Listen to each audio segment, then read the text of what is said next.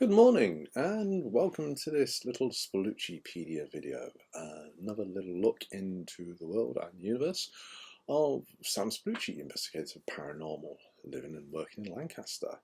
And today I want to have a little look at one of the side characters who's cropped up a couple of times now and seems to go down very well with readers. His name is Spud, and he is a grotesque who lives on top of the Priory Church in Lancaster. Now, Spud's first official appearance was in the case of the Grotesque graffiti, where Sam was looking into this graffiti which started to crop up around town, and very grammatically correct graffiti, as he noted. And this led him to find that it was actually, in fact, an animated grotesque off the Priory who was going around in a balaclava, so nobody could recognise him, logic there, I suppose. And it turned out that there was this sort of power struggle going on in the grotesques. And there was this huge, ugly one they referred to as Mossface, who, spoiler alert, met a sort of crashing ending, falling off the roof of the Priory and left with Spud in charge. However, as the more sharp-eyed people would probably realise, that wasn't actually the first appearance for Spud.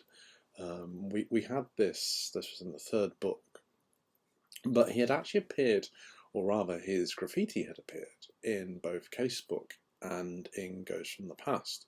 In Casebook there was the graffiti which was found outside the Sugar House, in the case of the Vexed Vampire, and then in Ghosts from the Past there was graffiti at the back of the Ashton Hall, when Sam visited there during that story. So Spud had cropped up twice before, and then because he was so popular, he also cropped up again in Dark Justice, being very helpful in being eyes in the sky for Sam and the vampires, and giving Sam an impromptu lift down onto the banks of the River Loon, and then after that he's like floated off, never to be seen again. Or is that the case? Well, probably not, because, like I say, Spud is very, very popular. I have actually got a short story planned for Spud. It's like permeating or percolating. It's very early in the morning here at the moment. I can't get my words right. Yeah, definitely percolating. Percolating in the back of my mind. And, probably crop up in one of my little anthologies at some point. Yeah, as Spud has as well himself, come to think of it. Yes. In the Mentos story, where we have Scorpion Tigress, we actually have Spud in the background. He is being carved by the carver there, who's creating his little pieces of wooden artwork, but also big stone sculptures. So yeah, he gets around a bit. He definitely gets around a bit. And I just need a little bit more coffee now, because like I say, it's very early in the morning today. But so, how did Spud come about? Is the big question. Well, the first things first, he shouldn't actually be on the Priory. That was due to a mistake on my part. I used to visit Lancaster Cathedral on a weekly basis for various bits and pieces some years back. And as I stood outside, you can't help but notice the gargoyles and the grotesque they've got up there. They've got these wonderful sort of figurines up there, which must be life-size, but obviously it's perspective, look quite small.